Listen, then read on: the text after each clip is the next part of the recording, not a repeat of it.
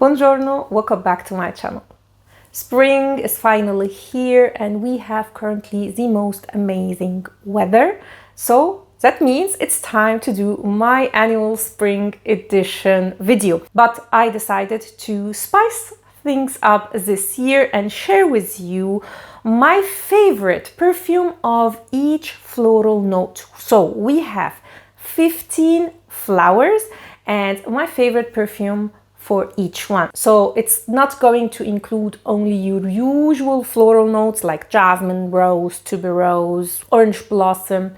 No, we are going also to talk about narcissus, lilac, wisteria, hyacinth, mimosa. Every single flower I love, I have a fragrance for you. So whatever is your favorite floral fragrance, you will find one for you in this video. And if you are wondering which are my favorite spring fragrances in general, I have a video on that I will leave linked down below and in the eye up here. But before going through the list, if you are new to my channel, hi, welcome. My name is NOIR and on this channel I mostly talk about fragrances. So if you are a fragrance lover, then please consider subscribing and also hit the notification bell so you will get notified when I upload any new video.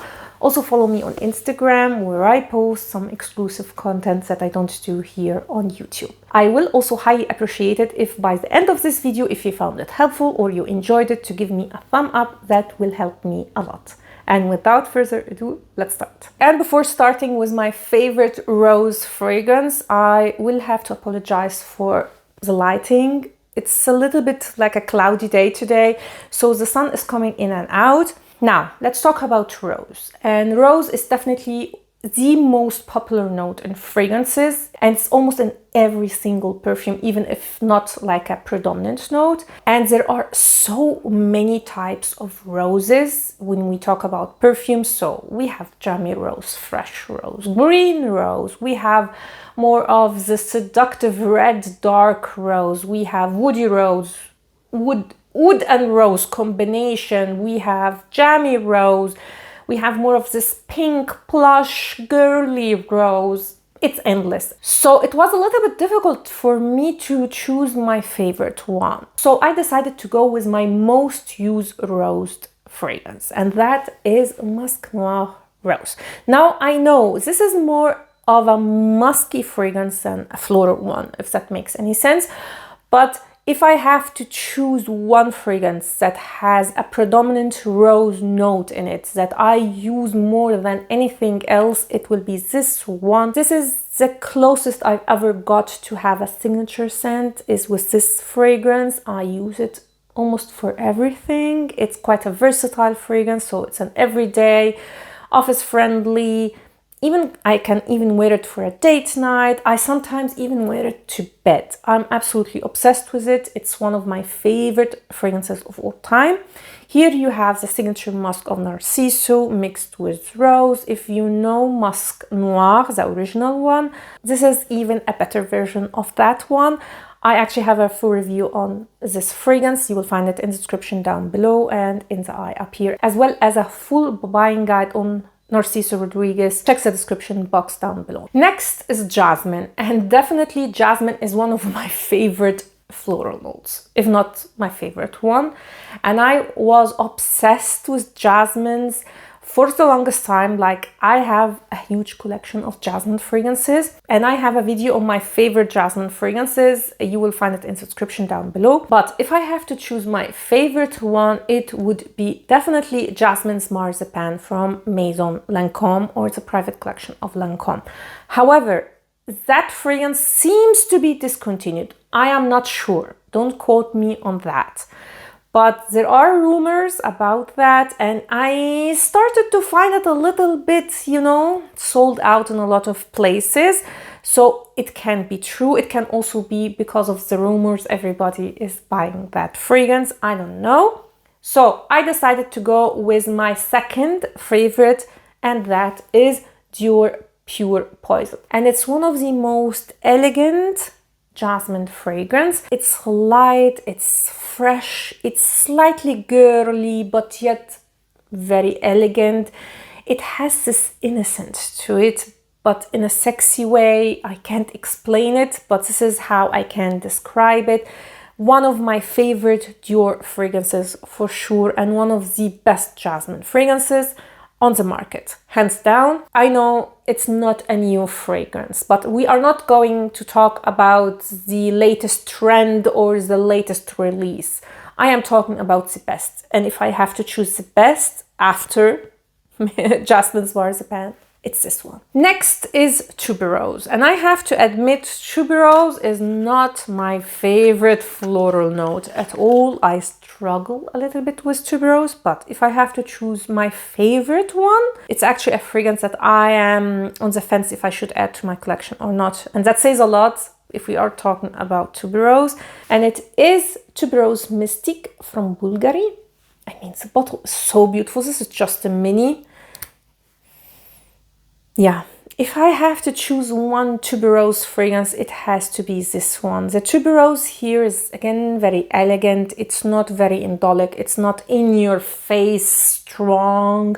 It's still a very good performing fragrance, don't get me wrong. What makes me struggle with Tuberose is this indolic green touch that it has. This one doesn't have it. It's just very elegant, a little bit sweet tuberose, but not too much, very balanced, very beautiful scent. I know not a lot of people talk about it, but I don't know. If I have to choose one, it will be this. Next are peonies, and I absolutely love peonies fragrances. And I'm going to cheat just a little bit with this category and include 2 fragrances. And I'm going to explain why.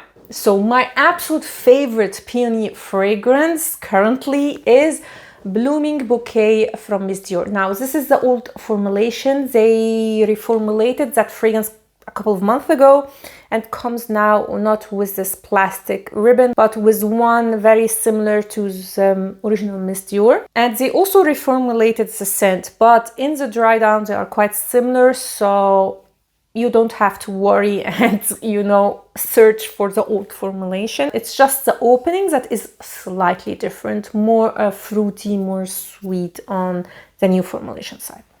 So this is to me a very fresh and plush peony, watery. It's very, very feminine, very spring-like. This is spring in a bottle, and I love this fragrance to the point that I have a full backup bottle of it, and that means a lot because I am not into like backup bottles and all this stuff. However, the longevity on this one is extremely bad. I'm always on the fence on recommending this fragrance, but since we are talking about my favorite fragrances, this is my favorite one, so I have to mention it. My second most favorite one is definitely Armani Privé Pimouin Sous. This is so stunning. It's again an eau de toilette, so it's not extremely long lasting, but it definitely has a much better performance than Blooming Bouquet. Blooming Bouquet is gone almost after an hour on my skin. It may linger just a little bit in my hair and my clothes for maybe, let's stretch it another hour, but then it's totally gone. This one, I would say, has more of a moderate longevity and sillage.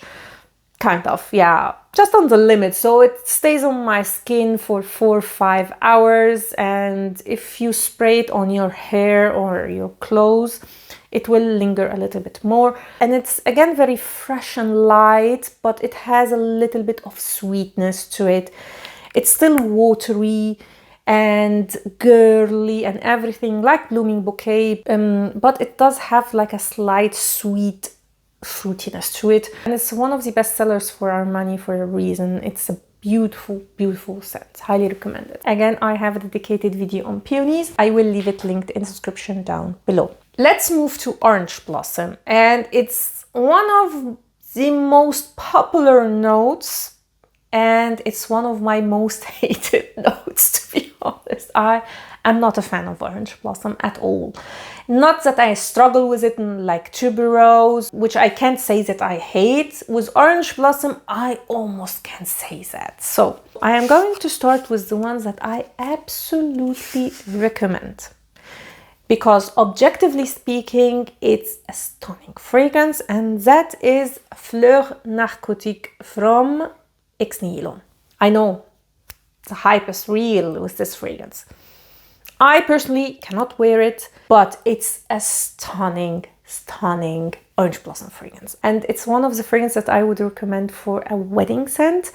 It's so feminine and very, very good for lasting. Very, very good performance and huge sillage with this one. High quality fragrance, you can smell it. So from all orange blossom fragrances that I've tried, and I've tried all the popular ones, if I have to recommend one, it will be this one, although quite expensive, but in my opinion, it's worth it. Now let's get to my personal favorite one. And I'm smiling because a lot of you will say this is not an orange blossom fragrance, but it is for me. And it is a light blue Forever from Dolce & Gabbana. So this is the DNA of light blue mixed with a lot of orange blossom. So imagine it's quite like a mix between this one and the original light blue from Dolce & Gabbana, which I love. And the orange blossom is really strong here, but for some reason I can tolerate it here. It's actually one of my favorite flankers of light blue. So for orange blossom, light blue forever. Next is Frangipani, and hands down, my favorite Frangipani fragrance is Hibiscus Palm from Orane. Now, yes, the name is hibiscus, but the predominant note here is Frangipani. I actually can include this one as my favorite hibiscus fragrance, but it's not like I've tested a lot of hibiscus fragrances to tell you that this is my favorite one. But if we are talking about Frangipani, about tropical fragrances, it's my favorite one. It's absolutely stunning. So good. It's a Frangipani that is light enough for me to tolerate, because I don't like very thick, sweet, like coconut, balmy, tropical fragrances that have Frangipani in them. But this one manages to walk the thin line between very heavy coconut tropical fragrance and fresh and light floral fragrance. So it's absolutely stunning, worth the hype, worth the money in my opinion. I have a full review on it. I will leave it in the description down below, as well as my favorite tropical fragrance video. This will transport you to a tropical resort. Love it. Next is Gardenia, and I know Gardenia is one of the flowers a little bit like Tuberose, like people associate it with older generation a little bit. And I get why, it has this vibe. But my favorite one, absolutely, is Honor from Amouage. I know it's very, very expensive, but it is the best Gardenia fragrance out there. Oh, it's so good. It's so good. It's not too indolic. Again, Gardenia has a very indolic character to it. This is not too indolic, it's not too green, it's realistic, but not too green or indolic.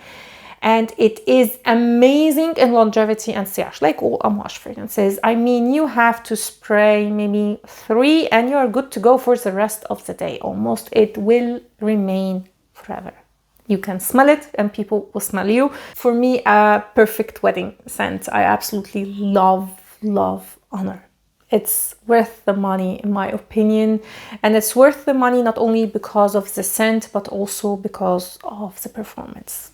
You are going to get what you are paying for with Amouage in general, and this is not an exception. So Amouage Honor for Gardenia lovers. Since we talked about Amouage Honor, let's get to the next note, and it is Lilac. And definitely my favorite lilac fragrance is Lilac Love from Amouage again. This is so good. It's powdery, it's gourmandish in a way. It almost feels edible, like an edible lilac. Not that I can categorize this as a gourmand fragrance, it's not. It's definitely a floral, powdery floral fragrance. Very good in performance. Again, I highly recommend it, again, also for the performance.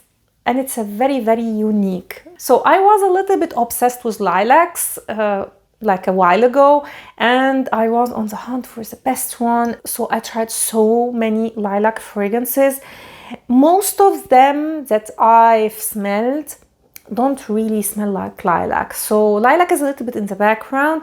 The only exception for that I found that are very predominant on that note and also smell good, in my opinion at least, is Lilac Love, and also from Easy Miyake, A Drop to Easy. But if I have to choose between the two, it's this one, definitely. So Lilac Love from Amouage, highly recommended for lilac lovers. Now let's get to Lily of the Valley.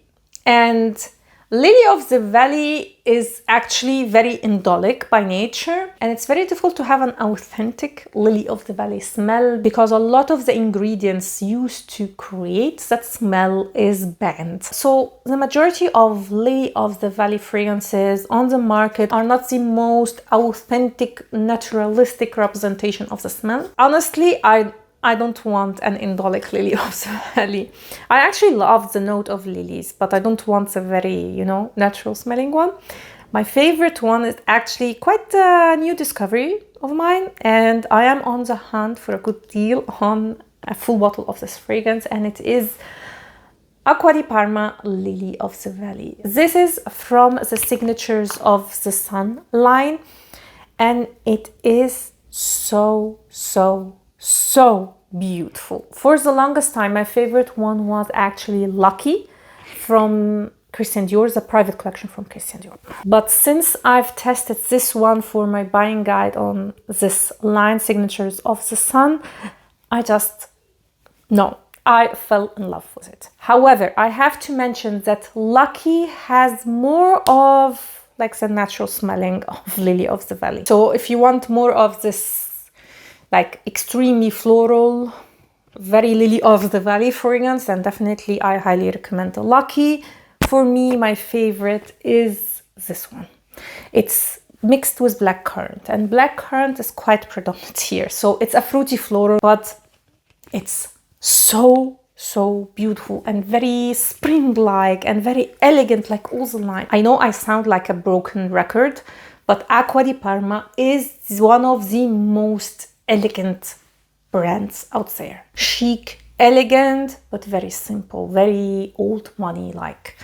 So for Lily of the Valley lovers, I recommend Acqua di Parma Lily of the Valley, or if you want a very naturalistic one, the one I would recommend is Lucky. Next are Magnolias, and honestly, again, Magnolias are not my favorite note. So it's not like I hate them or I struggle with the note, but I don't find like it's not one of the notes that I look for in floral fragrances in general. But if I have to choose one, it will be this.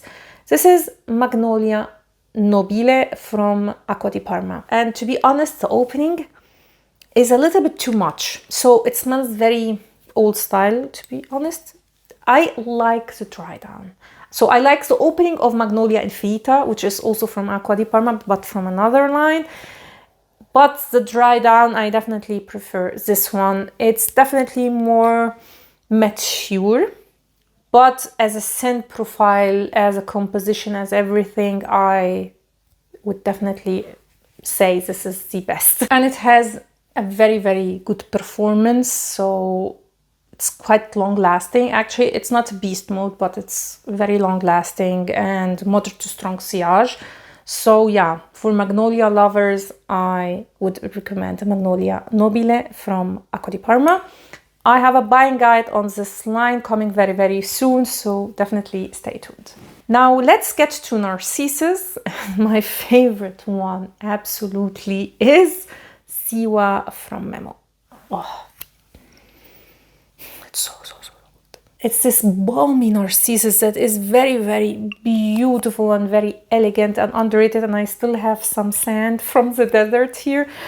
I actually took this one to the oasis of Siwa, so it's a little bit dirty because of that and still has some sand in it. But if you love Narcissus, if you love these balmy fragrances, it almost feels like dry oil, like a luxurious dry oil. Definitely recommend this one. Very, very underrated from Memo, actually. The only thing that I have to mention is that it's not like the best in performance. So to me, it's long lasting, so it stays, but it doesn't project much. At the end, like after an hour, 2 hours, it becomes a skin scent. So this is the only issue that I have to mention, which is fine for me, but I know that for a lot of people, performance is an issue, especially if we are talking about expensive fragrances. The next floral note is Osmanthus, and my favorite one is Inlay. Actually wearing the fragrance today, and it's so beautiful. You get really the Osmanthus here, and it's not mixed with apricot, because Osmanthus on its own does have a little bit of this apricot-y feeling, and usually when they make Osmanthus fragrances, they add an apricot note, because naturally they go very well together. In this one, I can't get this fruitiness. I get more of this apricot peel. It's a little bit like, you know, velvety, like, you know, the skin of the apricot. And it's very fresh and floral, but not feminine in a way.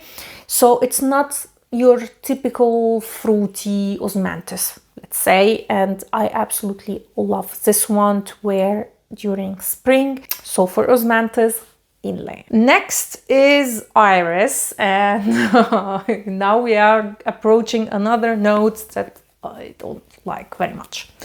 But this fragrance is the one of the only Iris fragrances that I tolerate. In the sense that the iris here is not overly sharp.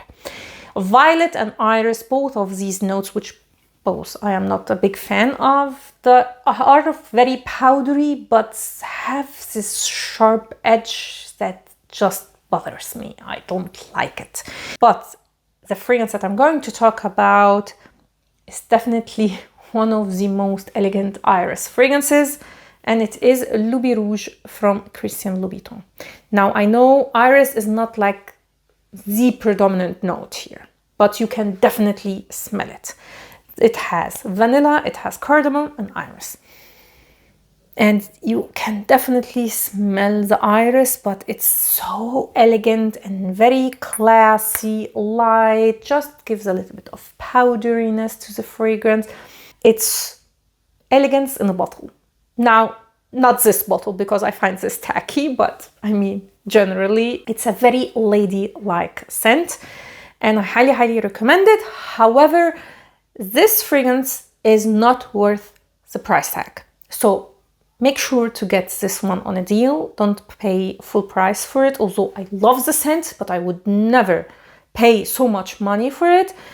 You are paying for the packaging practically, which I don't like, but yeah. Anyway, some people love the packaging.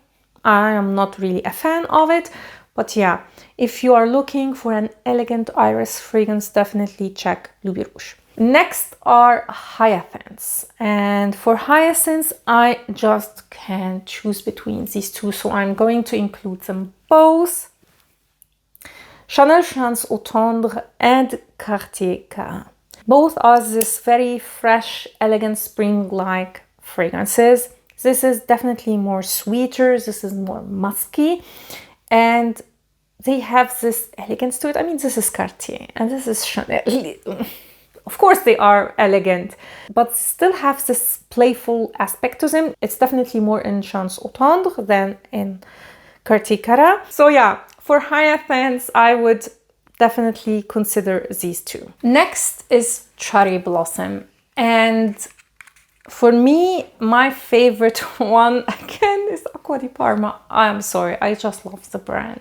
My favorite one is Sakura from Acqua di Parma. It's so beautiful, simple cherry blossom fragrance and not mixed with fruits. So if you are looking for a true cherry blossom fragrance, that's it. It's just stunning. I love it. I know there is another perfume that has the same name, and it's from the private collection from Dior. Yeah, I definitely prefer the one from Acqua di Parma. Both are gorgeous, don't get me wrong. I love them both, but yeah, if I have to choose, it will be the one from Acqua di Parma. Is more floral, is very cherry blossom, and it's very light, and it's not really big in performance, I have to admit, but neither is the one from Christian Dior, to be honest. And honestly speaking here, I would say the majority of people will prefer the one from Christian Dior because it's more complex, and usually people love the more complex fragrances. So yeah, I chose Acqua di Parma, but yeah, the one from Christian Dior is absolutely stunning, also highly recommended. I have again a buying guide on the private collection from Dior, all the fragrances. You will find it in the description down below. Now let's get to some honorable mentions. And the first honorable mention is Fleur de Portofino from Tom Ford. This has Black Locust, I hope I am pronouncing the flower correctly, as the predominant note. And it's very unique because of that. I've actually never smelled any other fragrance that has this note. Tell me in the comments down below if you know any. And it's fresh, and it's floral, and it reminds me a little bit of Italy, to be honest. Not of Portofino, but I mean of Italy. It has this vibe, maybe because I took it on vacation a couple of times when I was traveling here inside Italy. So maybe I'm biased. It's one of these fragrances that I always associate with summertime, spring, vacation, you know, this vibe. So Fleur de Portofino from Tom Ford. Of course it is mixed with other florals, but yeah, you can definitely smell the Black Locust in it quite predominantly. Next honorable mention is Wisteria. And the idea of Wisteria just came to me while I was shooting the thumbnail for this video. I was surrounded by these Wisteria flowers, and oh my god, the smell was beautiful. So I went on Fragrantica, I searched by note, and there was a lot of fragrances with Wisteria in them, and the only one that caught my eye was My Burberry blush, which I used to own, and I decluttered, not because again it's a bad fragrance, but because it was a little bit redundant in my collection. So technically from all the fragrances, that would be my favorite Wisteria. And here is where I am asking for you guys to recommend for me a good Wisteria fragrance, because I am now obsessed. I want to have the smell in a fragrance. So if you know any good Wisteria fragrance, please tell me in the comments down below. And with that, we finished. I hope you liked this video and you found it helpful. And if you did, please give it a thumb up and consider subscribing to my channel. Also, don't forget to hit the notification bell so you will get notified when I upload any new video. And tell me in the comments down below your favorite floral note and your favorite fragrance with that note. Looking forward to see your comments down below. And again, if you have any recommendation for a Wisteria fragrance, please tell me. Thanks for watching and see you next time. Ciao.